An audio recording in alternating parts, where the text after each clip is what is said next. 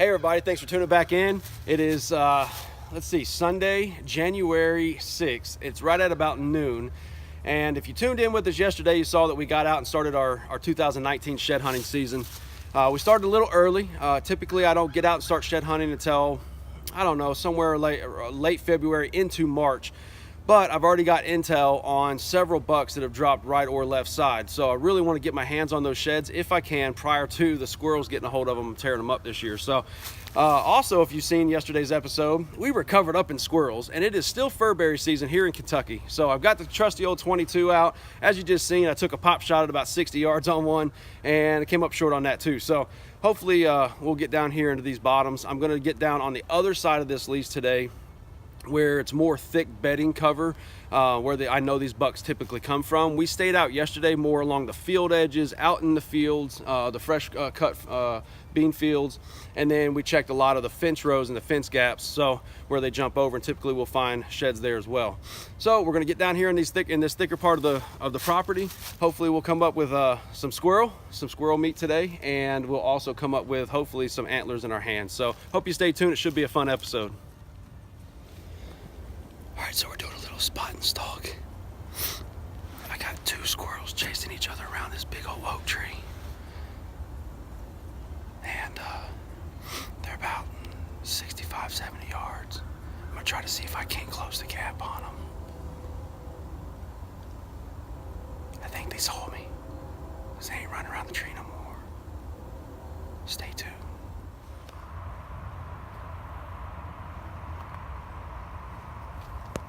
That's what I'm looking for. So I made it back to the cedar thicket, and I typically don't find a lot of sheds in the thicket, but as you can probably hear behind me, we're real close to the highway, and when these deer get hit, this is the thickest, most gnarliest place, and they just dive in here and expire. And the best thing about that is squirrels typically don't like to get in these cedar thickets because it gets the sap all over their paws. So my wife found a gnarly 10-point deadhead in here 2 years ago, and it had probably been in here for at least 2 years, and the antlers were pristine. I mean, they didn't have any gnaw marks. So I like to get back here and I grid search this. I've already bumped out 2 bucks, but as you can see, it is definitely a place to come for these bucks. I mean, that one's tore up, that one's tore up, that one's tore up. Heck, every tree in here is tore up. Fresh. So the bucks definitely use this area, but I don't think they bed as much in this area because I don't find a lot of drops in here, but we'll keep going.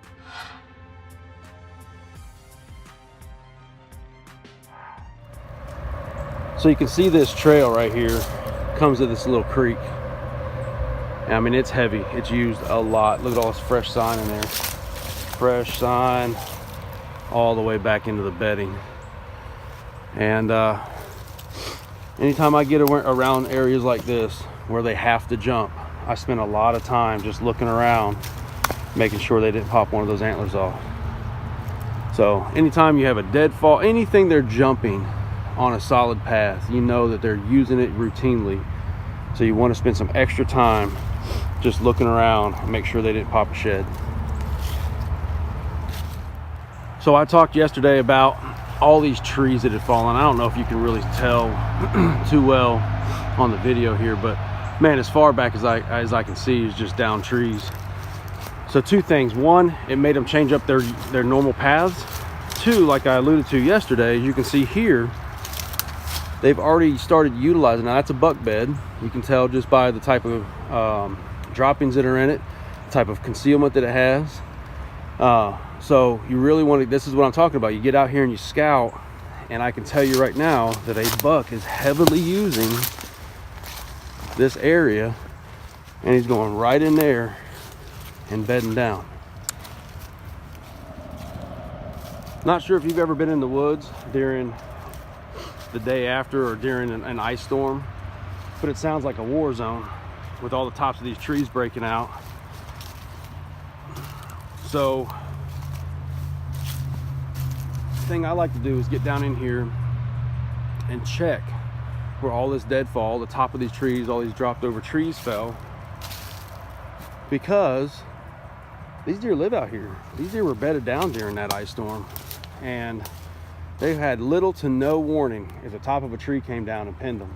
So I like to get around all this deadfall and check all of them, make sure, you know, a deer or a deadhead's not under there. It's just another thing that I do, might help you out.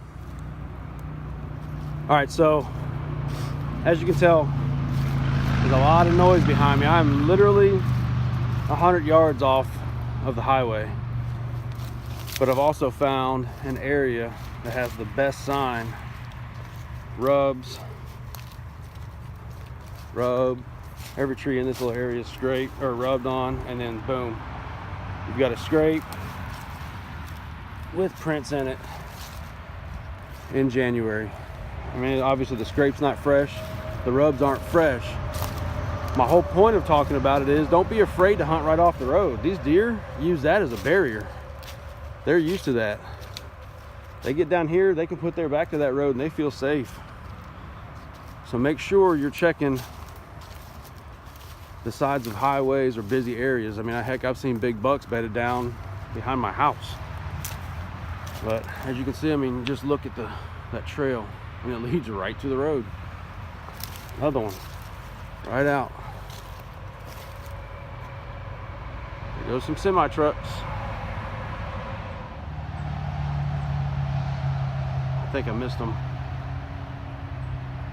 There's 3 or 4 deer running. Must have popped over that hill. And they were bedded literally right off the side of the highway. I mean, the highway's right there. They jumped up right in the middle of the screen there.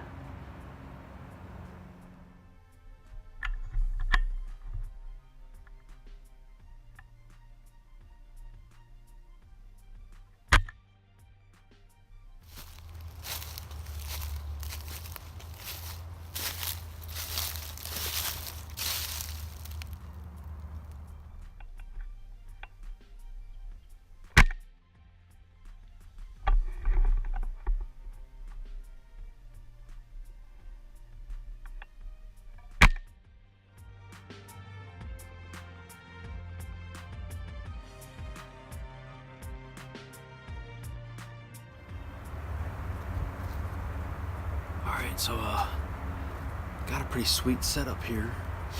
Got squirrels running all around me, and I've gotten 2 so far, as you just seen. They're staying up in the trees. In this direction, I don't like shooting up in the trees because there's houses about a mile and a half that way. You never know where that bullet's going to land. So I'm waiting for him to come back down, so I just went and got the second one. So it's been about every 10 to 15 minutes, they'll get more comfortable and come back to the ground. We'll tag another.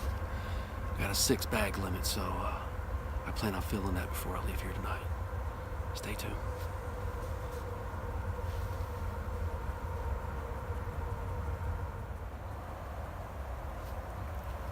There's like 4 or 5 messing around on that tree, about 70 yards away.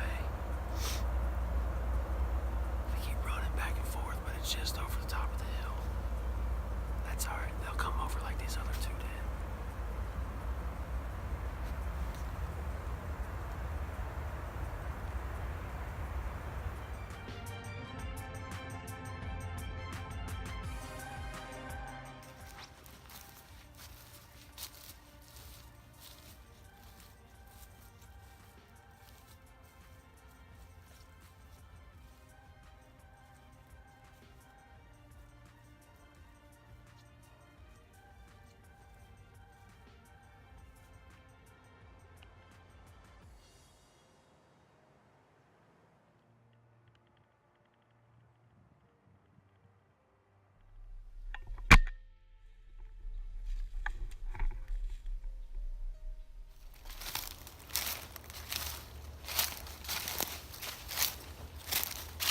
Oh yeah.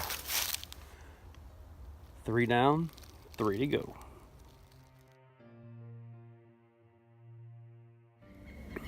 All right, everybody, so just climbed up here in the tree stand for the last about hour before dark here.